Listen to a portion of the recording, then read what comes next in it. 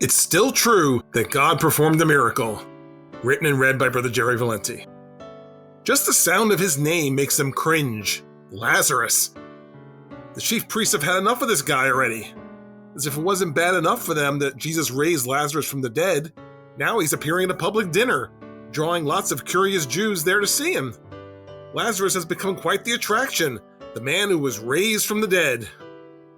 As far as the chief priests are concerned, Lazarus is a constant reminder to the people of what Jesus did. The people won't soon forget the miracle that Jesus performed if they keep seeing Lazarus in their midst.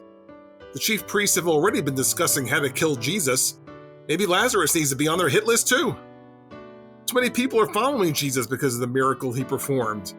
If the evidence of the miracle can be eliminated, perhaps it can be argued that no miracle ever occurred. Can a miracle of God be erased by events that occur afterward? Of course not. When God moves, no matter what happens after that, it's still true that God performed a miracle. If God heals someone of an illness and the person later passes away, even from a similar illness, it's still true that God performed a miracle.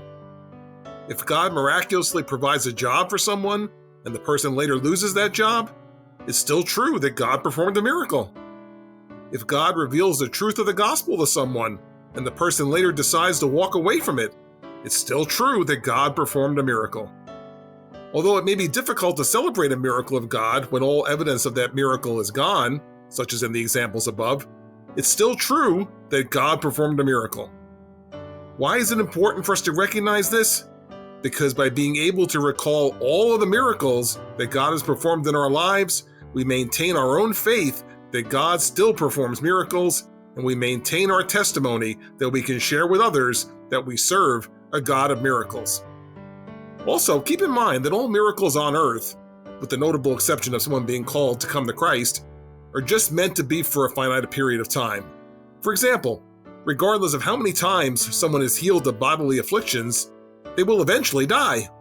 Lazarus eventually died. The chief priest didn't kill him, but some affliction finally did. Every job on earth eventually ends, whether due to termination, retirement, or death. And many answered prayers are for very short-term needs, perhaps just a single event that ends shortly after God answers the prayer. So it's not about the amount of time that a miracle lasts, it's about recognizing that God is moved in our lives. Whatever happens later, don't let that discount or erase from your memory a miracle of God that you have witnessed. Remember that God knows what's needed at a particular time, and He also knows the future. So if He chooses to perform a miracle, knowing that it will only last a short time, let's trust that He knows what He's doing. Even if it doesn't seem like what God did lasted as long as we might have wanted it to, it doesn't change what He did. It's still true that God performed a miracle.